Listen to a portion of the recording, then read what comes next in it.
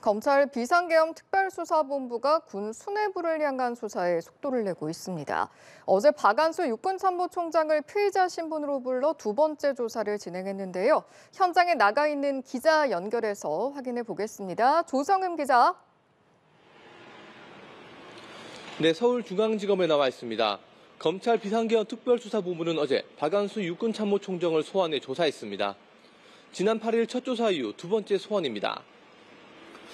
첫 번째 조사에서는 참고인 신분이었지만 이번엔 피의자 신분으로 검찰에 소환됐습니다.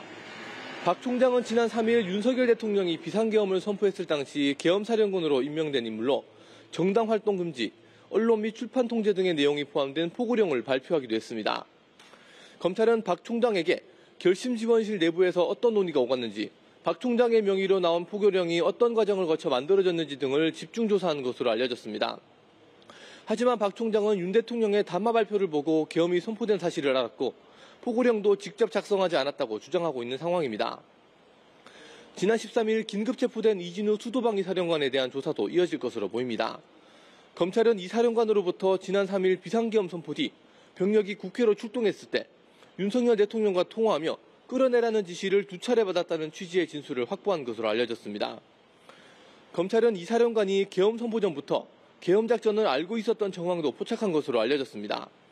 검찰 조사에서 수방사 간부들은 이 사령관이 계엄 선포 전 임무가 있을 것 같으니 사령관 사무실로 모일 것을 지시했고 국회 투입 병력을 현장에서 지휘한 제1경비단장도 함께 소집됐다는 취지로 진술한 것으로 전해졌습니다.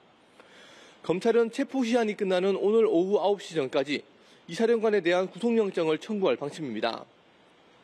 이미 신병이 확보된 김용현 전 국방부 장관에 대한 조사도 오늘 오후 진행될 것으로 보입니다. 하지만 김 전 장관이 진술 거부권을 행사하기 시작한 점이 변수로 떠올랐습니다. 지금까지 서울중앙지검에서 전해드렸습니다.